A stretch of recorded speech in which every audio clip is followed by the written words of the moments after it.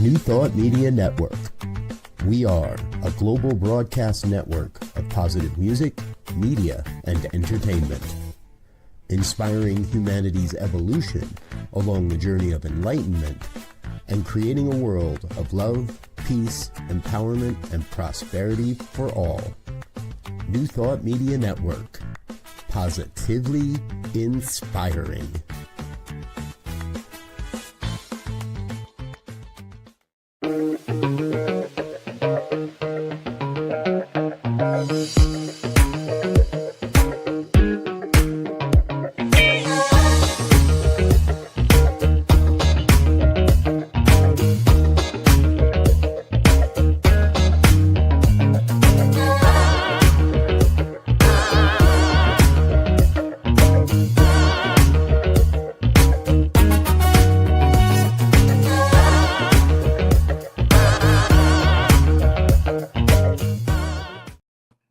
And hello there again, dear ones. Dr. Robert with you over here.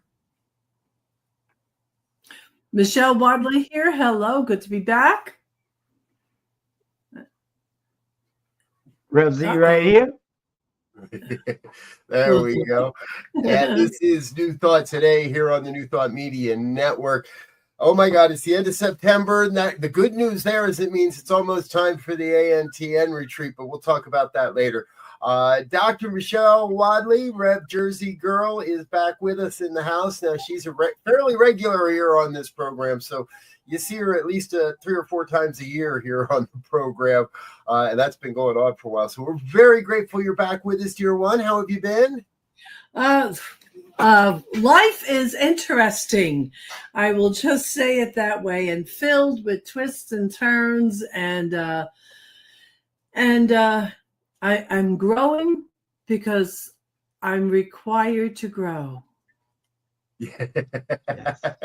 Yes. You either grow or you get blown over. So I'm choosing growth.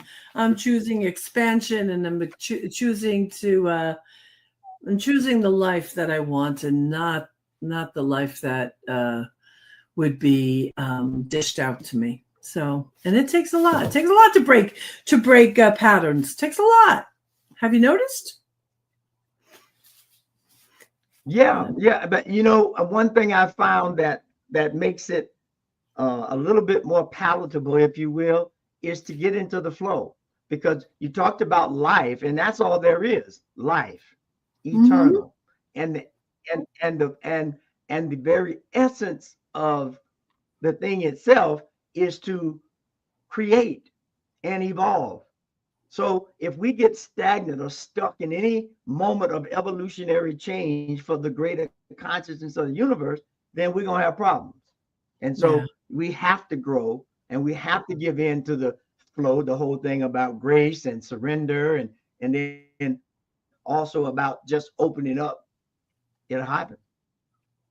Yeah, and for me, while I've been around a number of decades now, but I still feel like I have a lot of life inside of me. I'm not done. I'm not done creating. I'm not done writing books. I'm not done. And I do want to, and I know, I think I said this one other time here, and someone corrected me or told me who said it, but I want to leave life all used up. I want to go out in a blast, not quietly and timidly, but loud. I want to be that crazy old lady who doesn't care about anything other than being my authentic self. That's my wish, want, hope, and dream. So.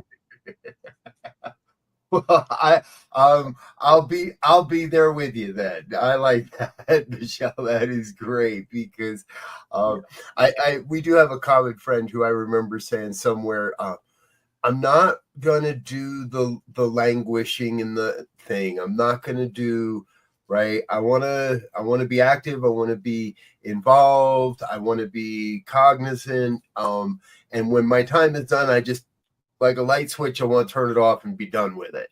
Yeah. And that's important, because as I heard you say, right, I've now officially been around this movement more than a couple of decades myself, and the common theme that I've seen is the willingness, the engagement with our own growth. People that don't do that don't seem to stick around. Actually, the people that are not the ones that you remember, are not the ones that get invited to this program, or not the ones that that are making the history of what New Thought is becoming. And what we're talking about here today is how it can be a beneficial event, activity, part of our lives. So it's important that we stay in that growth mindset in order to bring forward what's going to be necessary for the coming decades of this movement. Yeah. And as far as I'm concerned, we and our attitude and our knowing, even if we're just living life semi-full, we're doing a lot of good in the world. We're just going to do a lot of good in the world. And it won't be, what am I trying to say? Wherever I go, I want to practice no harm. I do want to practice no harm for sure. However, when people meet me, I want to know they met somebody a little bit different. And that's because of the stuff that we bring, right?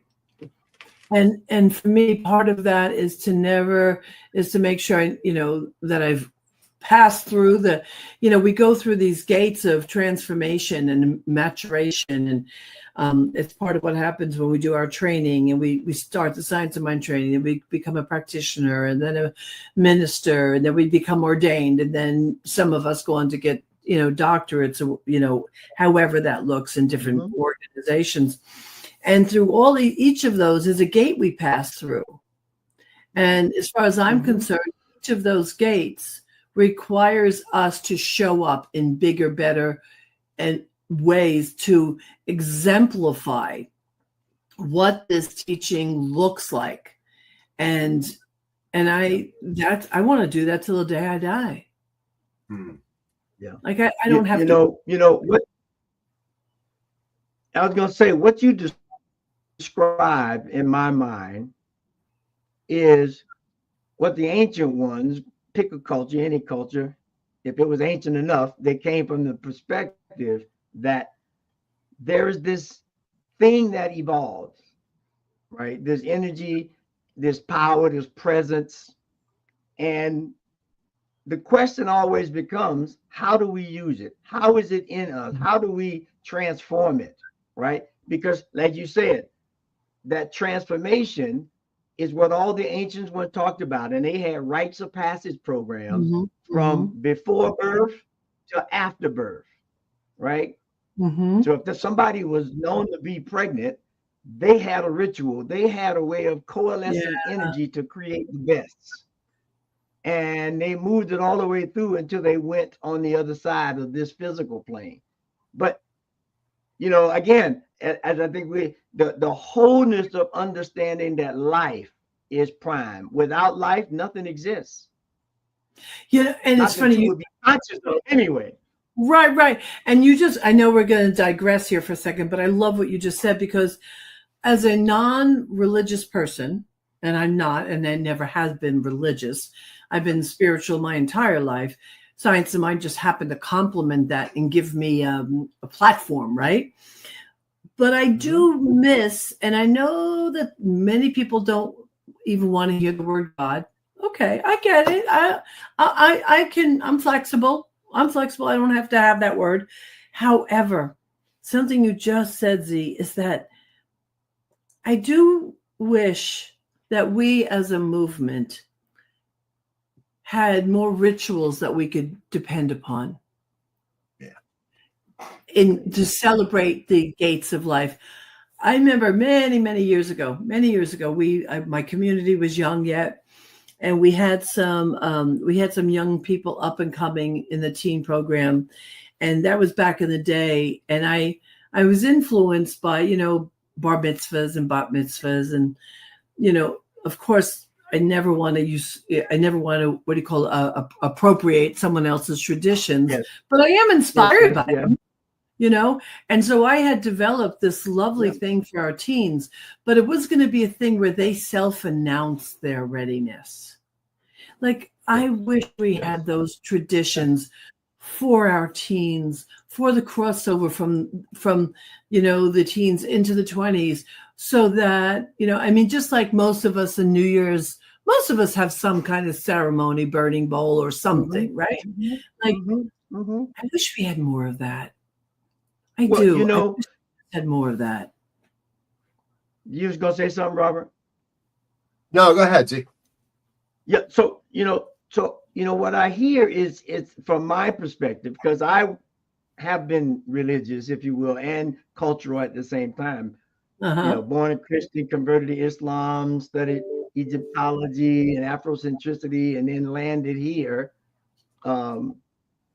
in science of mind, or religious science, as I prefer to call it, which is what Ernest called it, because it's a way of looking at the world from the yin and yang, from the scientific and from the human realm, the spirit and human. And then how do we, I think, how do we, from my perspective, get to the point to where we believe that we are extensions of the Most High that have powers beyond, we've all experienced them.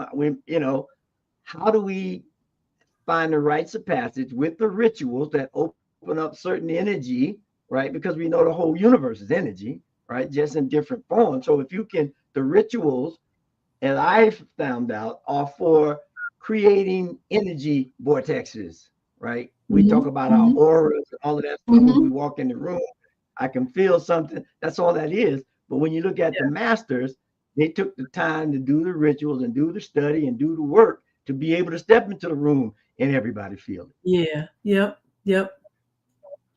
I can. My son, Margaret. Did I just cut you off again? That's what we do on this show. Okay. It's all good. I have a 4-month-old grandson who came early, so he's had some, few little challenges, no big deal. But I couldn't convince my daughter, my new daughter-in-law, probably if it was just up to him, he might say yes. But I wanted to do a welcoming ceremony. Now, she grew up Catholic. She doesn't want to do a Catholic thing, and I knew that. And I think because that's what she was used to, she was afraid of what I might offer. And yet, many years ago, I created this beautiful baby welcoming where it involved everybody in the room. It's beautiful. And what it does is it has us all focus our love on that child and the family. And it speaks to us as a community helping to raise this child. And then, I don't know, it's beautiful. And so I don't know why we're talking about this, but however, I love it. And as a movement, as religious science, not to go unconscious. And I think that's the important thing. I think if things become so much tradition that we go unconscious, no. Right. But if we bring conscious energy to them, that's a beautiful thing. That's a beautiful thing. Yes. Yeah. I love this conversation because I agree. I don't think I've never seen a tradition or a ritual that is generally accepted across the whole movement, other than maybe a burning bowl. But we all do burning bowls differently too, right? We all have our own little, and we don't have the rites of passage. I've seen attempts, and I've seen some communities that can do that and don't do that. And I remember very clearly coming from a mid-sized center, if you will, at Salt Lake City when I moved to Mile High, and we became part of the Mile High community, in a much bigger community. And I don't even remember how long we had been there, but it came around that they were doing a different a christening, but not a christening, and and or a baptism. That's the word I'm looking for. Is a baptism, but without a baptismal font or going out to the river. And they did it with roses, and just so happened that Laura loved the idea. The kids were young enough. We thought it'd be great. And so we go to do this. And I get up on stage and I watch as everything's happening. And I watch Dr. Lloyd Barrett, who's still a very good friend, visited him recently in Las Vegas.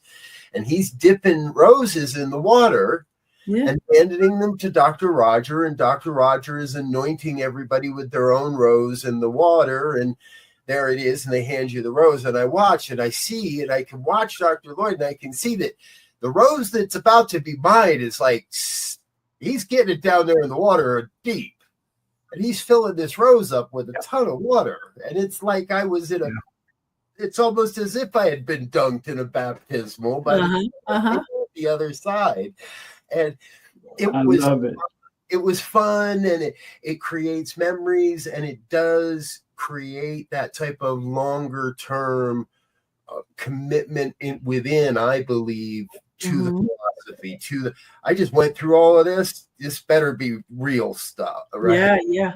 So, and for me in my life, it's never been like the major turning point, but the story pops up once in a while to remind me that I made an inner commitment to follow and to live this philosophy. Yes. And at that time, through that specific community.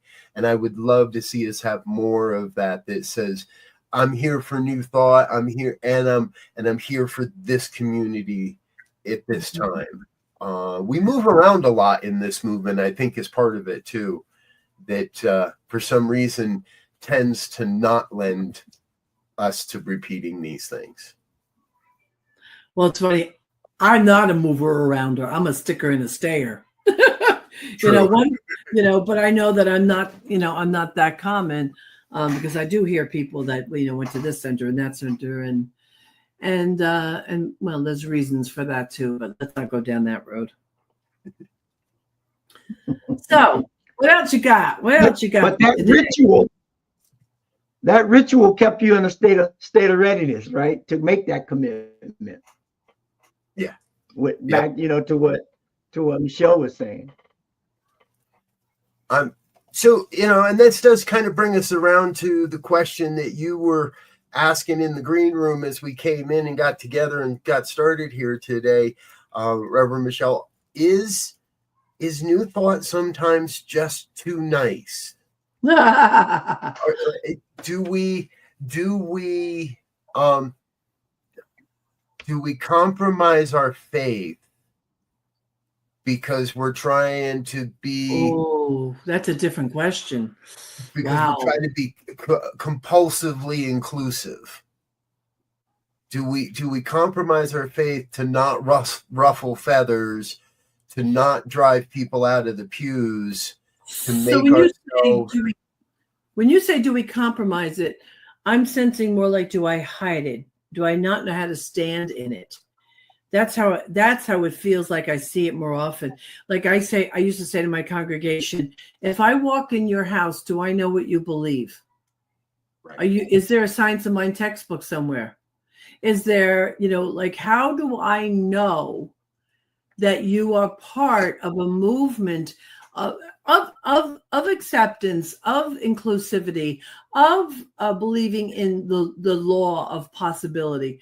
What in your surroundings demonstrates that? And I think I think it's an important question. I think it's valuable, because otherwise then we're vanilla ice cream.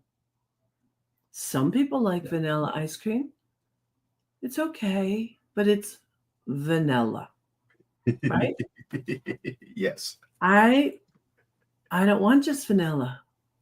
I want the toppings, and I want everything with it. And I probably don't even want vanilla. I probably want, a different flavor ice cream. But when we hide what we believe, when we don't necessarily, as a science of mind or religious science household, bless our food, even if it's a treatment, it doesn't have to be a superstition. It doesn't have to be because we are supposed to, but to enter into the consciousness of the meal that we're about to eat and bless it and bless the hands that made it and trust that our body temple, it receives this food and releases anything unnecessary for it. Now we're in the consciousness of it. And now that consciousness is just turned into a ritual that is affirming. But most of us don't, because and I wasn't something else. But what I see is that so many people are so busy running from what they were, they threw the baby out with the bathwater. And that goes back to some of the traditions and the rituals. And then it also makes us water down our strong opinions, because I think we make a mistake instead of having a conviction, we think that having that conviction is like we're angry. Well, I can have a conviction without being angry. And we spoke about this. Again. There's this statement, and I think it's Alan Watts who made it, about this thing about the yin and yang, the so-called fight and no fight, right? He gives this example of saying that right now in everyone's body that's alive, the white blood cells are destroying anything and everything in its path so that it does not take the body out of balance. Mm-hmm. And so there is an ebb and flow of energy. We can call it whatever we want. The Taoists say, those who know do not say. Those who say do not know. You can't describe this. You have to experience this. And so when we start to describe, the words keep it moving. At some point, it's going to be opposed, and we're going to get left, right, up, down, horse, elephant, whatever. But we have to get to the understanding, Robert, again, we talk about it all the time, life is prime. This energy, this thing, we've called it life. We could have called it whatever. We did that for convenience of communication. But there's an essence in the universe that is felt, that is live, that is growing. We have winter, spring, summer, and fall forever, right? As far as we know. So those people who you're talking about with faith, that's what they have tapped into. They understand that. And those who don't, then they still get stuck on the left or the right. My opinion. Mm-hmm. Mm-hmm. So, and my 11-year-old granddaughter entered middle school this year. And anyone who has that age kid knows middle school is hard, and young middle school girls especially can be vile. I've seen it, I've heard it, the stories, and I was looking really concerned about her. And I thought to myself, I did not want to say to her, just be nice to everybody and they'll be nice to you. So instead, I said to her, be prepared. Sometimes people are shitty. And all I want you to do is be prepared. Be prepared with something to say so they can't catch you off guard. And I didn't tell her to say anything mean. I didn't tell her to curse, of course not. But I said to her, you're going to look them dead in the eye and you're going to say, really? Is that all you got? Or something of that nature. And I wanted her prepared, because I don't want to produce her to be this sweet little girl who won't say anything and won't stand for herself. Oh, hell no. And that's when being nice becomes not okay. Nice is not okay if you're not standing for yourself and you're allowing yourself to be walked over, or if man. So we're at a football game the other day. This granddaughter was cheering. It's funny. She doesn't say she has a football game. She says she has a cheer game. I love it. Anyway. So we're there, and my grandson and my other two grandkids were there. And my grandson says to me, Nana, some girl over there, she poked me twice and she kicked me. I got to be honest with you. I immediately put my stuff down and came out this other. And I said, where? And we're walking over. Now, in the meantime, his little friend that was with him let him know that this little girl has autism. And what I loved is that upon hearing that, he goes, oh, never mind, Nana, I didn't know. Like it changed him on the spot. But I know for me, I want them to know this other part of your Nana is coming up, and I'm not standing for it. But I love that they recognized it and immediately was like, oh, I get it. Yeah. You know, it's when you said you had a granddaughter going into middle school, my initial thought is, oh, we'll pray for her, right? Because I've had 2 kids go through middle school. Those with kids that have gone through that know that, yeah, there can be a lot going on, and there's a lot going on with us finding ourselves, with us as you're talking about your granddaughter stepping into her truth. And it doesn't have to be nasty and it doesn't have to be ugly, but it does have to be direct and strong. And I want to keep using that word strong. Yeah. I will not stand for this. You cannot, this is not okay with me or around me or to my people. And when we have a healthy understanding of that, I think is very important here in this conversation to know how to balance when to bring out the grandma bear and when, no, it's okay, Grandma, I didn't have all the information. Yeah. It was a great lesson. It was very sweet. I'm smiling. I'm smiling because it reminds me of my favorite song, Kenny Rogers, The Gambler. You got to know when to hold them. You got to know when to fold them. You got to know when to walk away. You got to know when to run. You never count your winnings while you're sitting at the table. There'll be time enough for counting when the deal is done. So you have to find your energy, your flow of life that says, when somebody steps to me, I'm going to step to them. And it may be this way today, and it may be that way tomorrow. I'm in the flow of this, but I will stand up for who I am, speak my truth, proclaim my value, because that's all everybody wants to be. Everybody at essence wants to have a value and be included in this transformation of life, because that's what we're programmed to be. And you, both of you, you're ministers. You know the power of your word. And we are part of a grand community of people who know the power of our word. And the one thing I've learned is that the more I know the power of my word, the more powerful my word is. And so my wish, want, hope, and dream is that we use the power of that word, not to get over, not to become superior, but to stand to have standards, not to have standards that are life producing, that promote communities where we feel safe. And right now, those standards in this country are being trampled on. And it is for, in my opinion, and I don't really care at this point. Thank you, God. I don't really care if it's agreed with that much, but it's time for us to use the power of our word to have a set of standards and say, oh, hell no, you can't trample on my Constitution. You can't trample on my rights. No.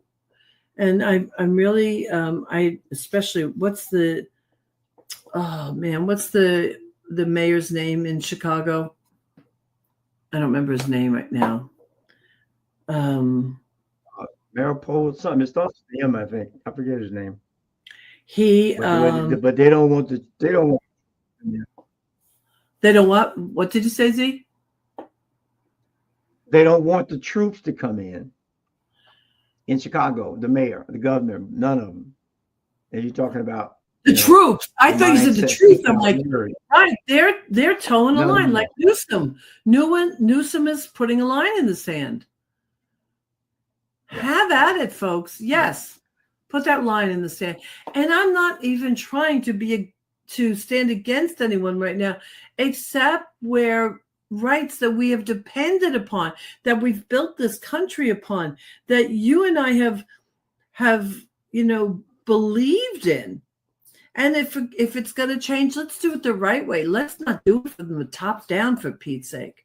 If it's not working, okay, let's do something, but not from the top down, not by the wave of someone's magical wand, for Pete's sake. Come on. Robert, you're muted, darling. You're muted. New Thought has never believed in the magical wand. So, but we do need to take a break and let a couple of our sponsors say hello. And I want to dive into this much more deeply in our next session, folks. Please stay with us. Also want to acknowledge our dear friend, Practitioner Zoe. A world that works for everyone requires action, determination, and a willingness to engage and confront as necessary. I think you're hitting us on all cylinders there. Oh, I didn't realize that was Zoe. Hi, Zoe. Yeah, so watching commenting from one of his other pages. So we're going to take just a minute and a half, folks, to take a breather and a sip of water, but we're going to be right back with more on the New Thought Media Network and New Thought Today. Our special guest today, Reverend Dr. Michele Wadleigh. Please don't go away. We'll be right back.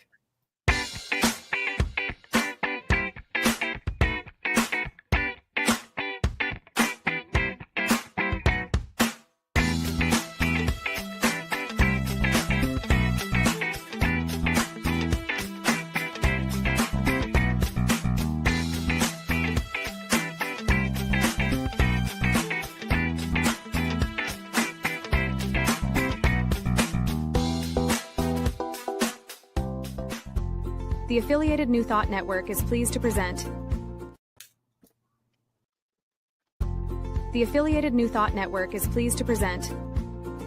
Deep Within, Mining Our Hidden Treasures, a hybrid spiritual retreat, October 6th through the 10th at Unity Village in Lee's Summit, Missouri, featuring our opening keynote address from Reverend Michele Wadleigh. Our Tuesday evening Raise the Roof experience with Reverend Dr. Martha Creek. Special musical artist Ricky Byers.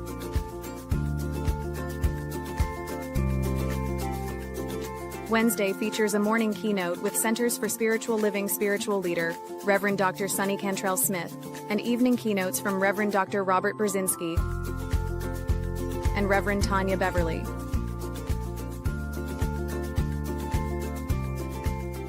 Reverend Dr. Janine Burns rounds out our keynote speakers on Thursday morning. Visit www.antn.org for more details. Virtual and in-person registration is now available. We would love to see you there. ANTN, connecting the New Thought community through consciousness and love. And we're back with more of New Thought Today here on the New Thought Media Network. Our guest, Reverend Dr. Michele Wadleigh, and we've been having this great conversation. If you're just joining us, this is getting deep already because we're in our eyeballs in it.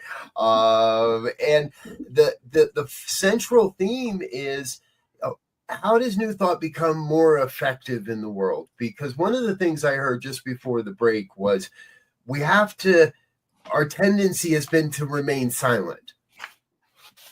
Our tendency has been maybe to answer the tough questions with a simple platitude, but it's easier to say, well, Ernest said this, or this is what we believe, but are we really standing voice to voice, as it were, with the voices right now that I see, and I think we're talking about, of hate, those voices that come from hate.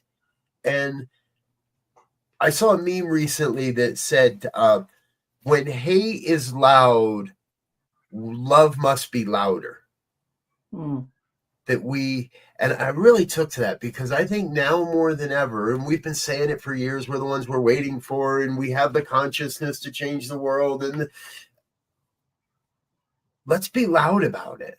Let's be loud about how New Thought as a whole can support people's lives. It does support people's lives and gives people an opportunity, rather than just to fall in to the mindless parroting of rhetoric that we get, and you can see it online everywhere, that we get when we're not critically thinking, we're not diving into what's really going on here. Well, I think Michele has the answer in her background. There's some shadow work that needs to be done.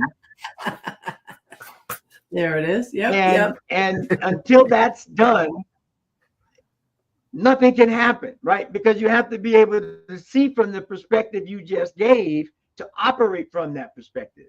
And shadow stuff, the ugly stuff, the stinky stuff, nobody or very few people want to deal with that. And that's what this work is anyway. Coming home. Huh? I said not enthusiastically anyway, No, it's the way you come home. Robert, you something you said sparked a feeling that and Z and I were both up in the up at store, the conference, the retreat, and I arrived a few days early. You got taken in. The gentleman I knew, his name is Neil Williams, lovely Canadian, and his wife, Valda Williams, lovely couple. She's a practitioner and a coach. And they took me into their house and they took care of me. They picked me up at the airport. They treated me like I was the queen. They gave me this lovely room and they gave me a car. They lent me a car for 10 days.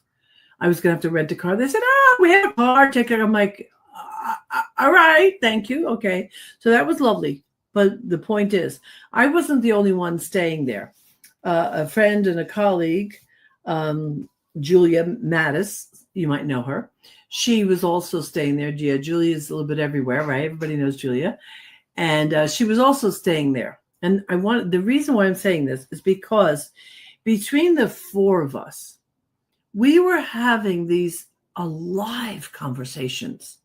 And we weren't physically, but it was almost like we were walking around high-fiving each other, supporting each other, and empowering each other, being each other's cheerleader. I could have hung in that space for like months because we were so for our growth and our development. And there was nothing but love in the room, even with maybe some challenging conversations. I want to see those of us in this movement, in religious science and science of mind, whatever you want to call it, to have that practice in their homes. And sometimes we save the best of us for outside the home. And I think we need to not do that. But imagine if everywhere you went, someone could depend upon you for, yes, holding a stand, having a standard, standing for truth and what's right, but then seeing into your soul and believing in each other's soul. And I think that's what happens when we go to conferences. We drop the guard. We haven't dragged it in the room, and we're only seeing each other's soul. What a world it would be if we were more focused on each other's presence and soul than in the challenges. And I know for me here in my home, it's not always an easy practice, but I make sure I practice this in my home. And when you walk into my home, I'm sure you feel it. I know you feel it because I've gone out of my way to cultivate. Yeah. Well, the thing that, go ahead, Robert, you're muted. I can say even beyond your home, with you personally, I can feel it when I'm in your company. I can feel it when you're in the room. I can feel it when when you have brought your presence.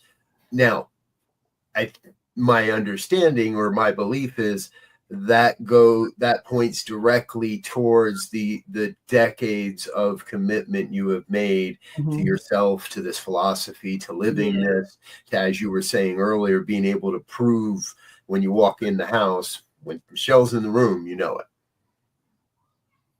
I hope so. That I've been working at that for a long. I don't. If you walk away from me and you're not feeling better about yourself, I did something wrong that day. I made an error. Yeah. And do I make them? Yeah, but not nearly like I used to. Not nearly. You know, I'm looking for. I mean, we just went down a slightly different road again. I hope it's okay, but I'm looking to identify. It's almost like a different kind of namaste practice, and I just use this as a retreat. And like the innocence in me salutes and honors the innocence in you, because we all have that place of purity. And when we walk around righteous, we blind ourselves to that perfection in each other. I want to see us religious scientists be that wherever we go, people wonder, wow, what does he do? Wow, what does he know? Wow, who is he? What does he practice? Like, people should want more of what we have just by being in our company, you know, where we melt away the separation in the most beautiful way possible.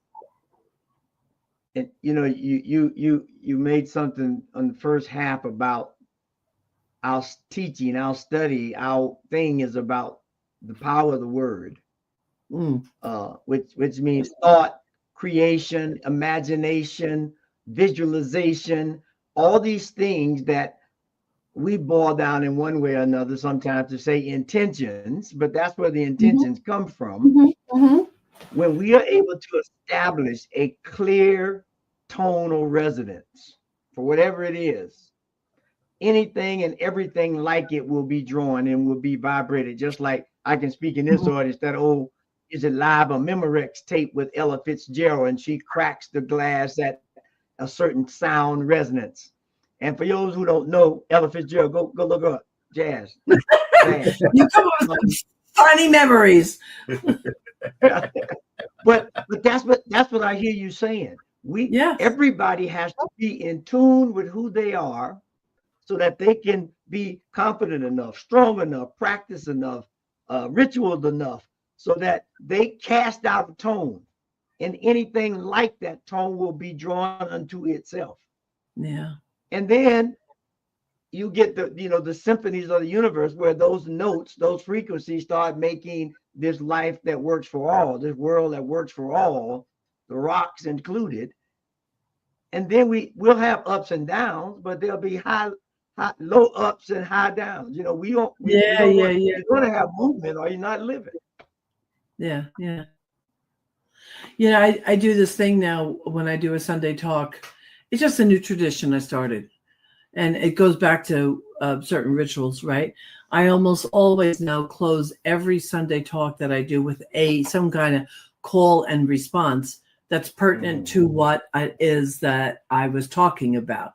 So if I'm talking about feeling worthy, you know, every affirmation that the response is, I am worthy of all good and greater good. And then I say something else. And I want to change the room because I'm in it. I want to be that. And I want to know that those of us, when we gather in consciousness, that we become that point of consciousness that creates impact. And if you're not willing to do other things, that at least let's join in consciousness to shift what's going on in this country. And listen, folks, I don't care right or left. Let's just think about kindness and acceptance. Yeah. Come on. I mean, I have people who voted differently with one of my sons in my family. There's no part of me that's ever going to not love him. I'm never going to look at him, and because somehow he managed to vote that way, and he's not an a-hole, and he's not, and he's not he's not racist and he's not homophobic.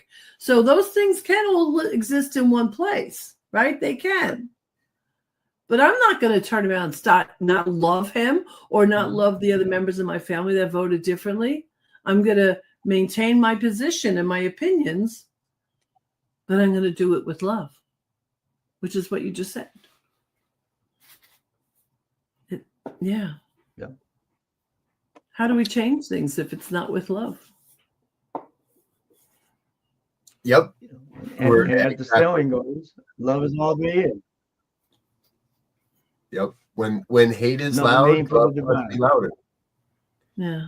And we have that opportunity, and I think we have that calling right now to face the events of our day and specifically what's happening in the world right now with greater love.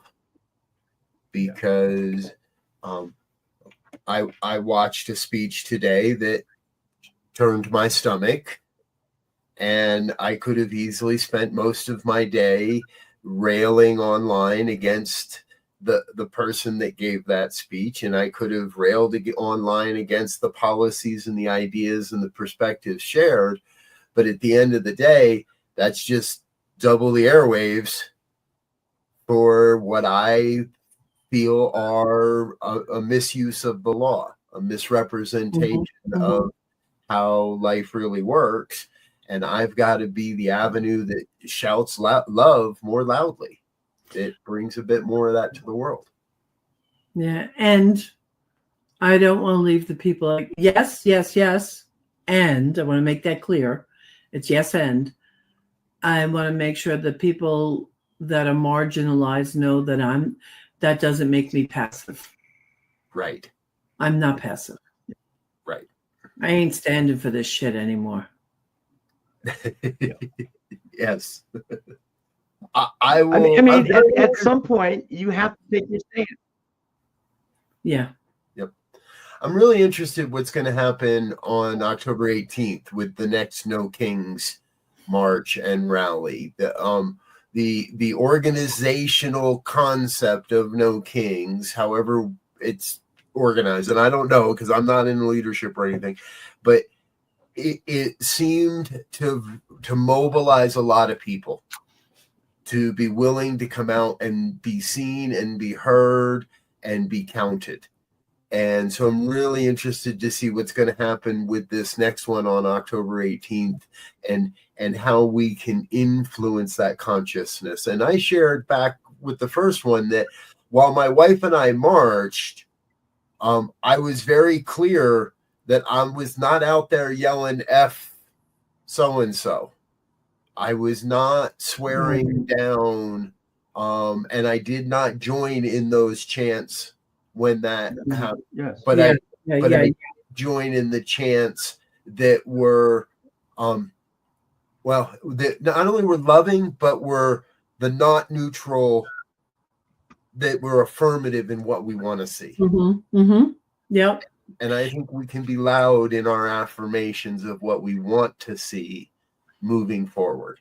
You know, I had a client, and last year I was coaching him, and he was telling me that he was showing up at the rallies when the leadership changed over. So I guess early was this year. And he told me how he showed up at the rallies, and he painted a chainsaw. That's what he did. He painted a chainsaw. He was in some kind of costume, and it was about cutting things down or something like that. And, you know, it was a little bit of a heavy message.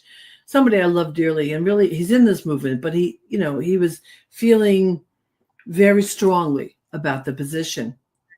And I said to him, well, what's the message you want to leave in people's minds? Now, he also happens to be an amazing singer, songwriter, plays the guitar. He's beautiful. He's a beautiful being. And he really got what I said. And then the next time he showed up and he left his chainsaw at home and brought a guitar. And then he started singing songs, and people were joining in with his singing.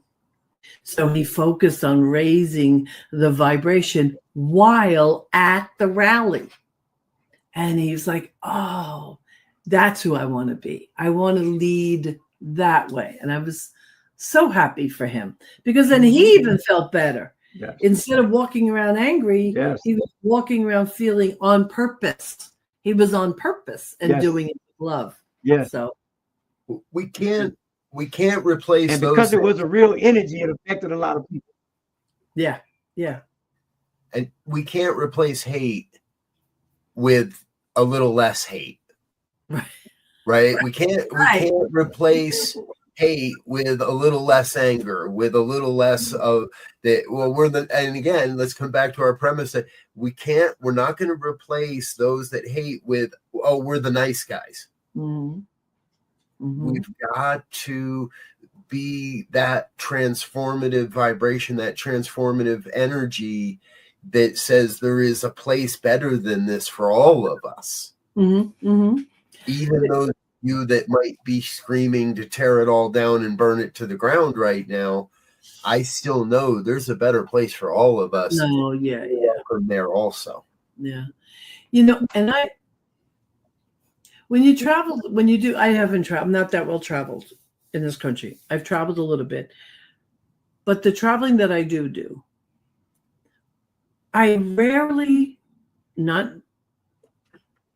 I don't like to generalize.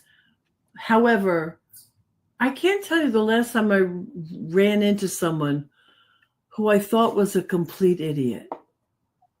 More often than not, I find kindness.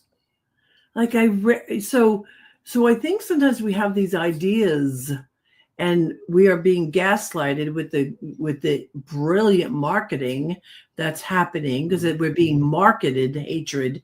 We're being marketed all these things, right? It's social media marketing. But if you go out and you drive across the country, can you find pockets of stuff? Yes, I know you can. But you're going to have to really look for them. Because more than not, most people are kind, and most people are helpful, and most people are welcoming. Yeah. Very true. At least that's my experience. And unless you're in Canada, everybody in Canada is nice. They drive nice. Everybody is. Especially in Banff. Yeah, like, oh my God, these people are so nice.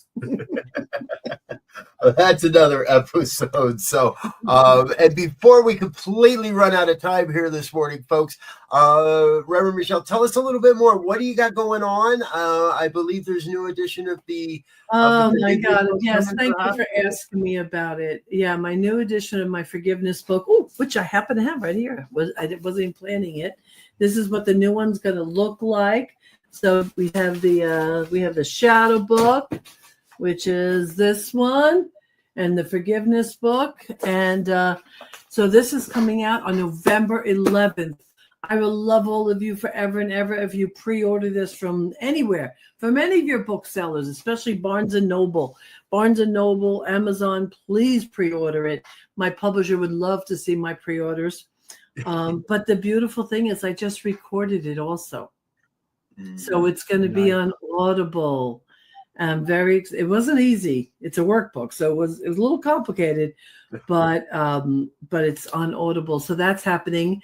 And I'm about to receive my third book for author editing. So that's coming out next June. There's going to be some changes on our websites. We're more focused, and we're going to funnel everything into a tighter, so it's not so confusing, because I have two different websites, so we're going to be cleaning everything up. So there's a lot. Oh, yep, that's where everything is going to land there on my Michele Wadleigh page. Yep. I love that picture of you, by the way.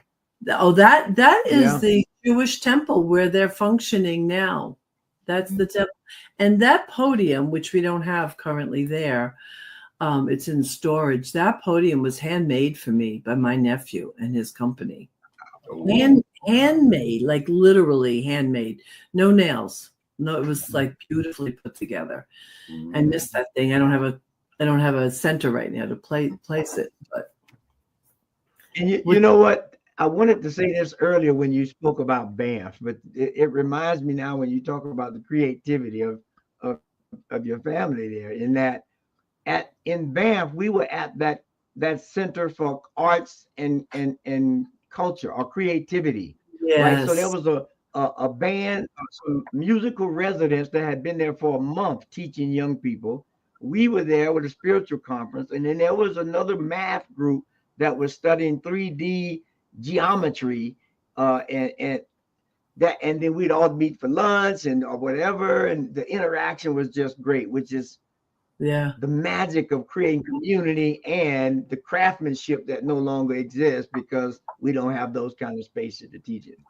Yeah, it was beautiful. It was a beautiful experience. Yeah. Folks, we're going to take one more real quick break and say thank you to our organizational sponsors and individual donors, but we're not done with Reb Jersey Girl just yet. We're going to come back with our final thoughts, so stay with us. We'll be back in just a moment. Please help us say thank you to our organizational sponsors, including the Hefferland Foundation, Affiliated New Thought Network, International New Thought Alliance, Science of Mind Archives and Library Foundation, Center for Spiritual Living Denver, Center for Spiritual Living Midtown, New Thought Philadelphia, Planned Happiness Institute, Summit Center for Spiritual Living, One Heart Retreats, Center for Spiritual Living on the Lake, Unity Kitchener, Unity Spiritual Center Ottawa, Om Center for Spiritual Living, Satya Center, Begin Within Ministries, Center for Spiritual Living North Jersey, Unity of Savannah, and the Center for Spiritual Living Seattle, as well as all of our individual donors. Thank you for being part of the New Thought Media Network. Please like, share, and subscribe. New Thought Media Network, positively inspiring. And we're back with more of New Thought today here on the New Thought Media Network. Our guest has been Reverend Dr. Michele Wadleigh, and we are so grateful that you've been with us. If you're just joining us or somehow find the end of this, well, go back and check it out from the beginning. I think you'll be inspired and find some good stuff. But let's get into our final thoughts and wrap this up. Rev Z, final thoughts, sir. Well, yes. I hope I don't steal Reverend Michelle's thunder, but this whole idea of ritual and rites of passage is, I think we have to tap back into that. The different stages of life and different stages of understanding and energy and all of that. So the more we can begin to create that natural flow like we used to do with rituals and things, that's gonna give us a lot of mileage. Beautiful. Rev Michele. Yeah, no, I went in a different direction, Z, so we're good. And here's what I want to encourage every listener to do. Now, wherever you are, ask yourself, what is it you want to leave in the room? And be that. Or what is it you want to leave in the conversation? And speak that. So that you're always conscious of the imprint that you leave wherever you are. And hopefully the imprint is healing, is filled with love, and that it provides a space for people to rise up together, because we are stronger together. Yeah. Beautiful. Thank you, dear one. Oh, thank you. That's you remind me, and I'm hearing that a lot in a lot of places. We have to be conscious of the vibration, the energy we're bringing to the room, and how we will be remembered for that energy. How people will look back and say, he brought this, she brought that, she was so much of this, he was so much of that. So let's be love. Let's be love out there. Okay, I want the song now. Yes. What's the song? What is the song? Let's Be Loved. What? Come on, Z. All we need is love. That one. Well, that one too. That one, there's the all we need but love. I mean, I because think love we've is just a synonym for the divine, anyway. Yeah. Well, I'll do a little digging in the archives. We'll consult our friends over at the radio station and make sure we have that queued up for next time. It's a reggae song. It's a reggae song. Would you be loved? Would you be loved? Would you be loved? It's, Okay, yeah, Bob Marley. That's what it is. There you go. Would you Or be the Bob loved? Marley song, Would You Be Loved? Yeah. That's the one. Yeah, I like that. Now we've got it. Yes. All right. I promise to have that queued up for your next visit with us. Oh, okay. That'd be great. Yes. All right, folks. Thanks for joining us today. Please feel free to share, like, subscribe. Looks like someone there at North Jersey is love is in the room. Yes. Very much so. On behalf of everyone here at New Thought Media Network, thanks for being with us. We'll be back again next week. No, we will not. We were taking next week off. We'll be doing a rerun as scheduling for the New Thought affiliated New Thought Network's annual retreat always puts a kink in what I'm doing. So we will be back with live episodes in 2 weeks. Look for us then. Until then, we wish you peace and richest blessings. Bye now. Love you. Bye.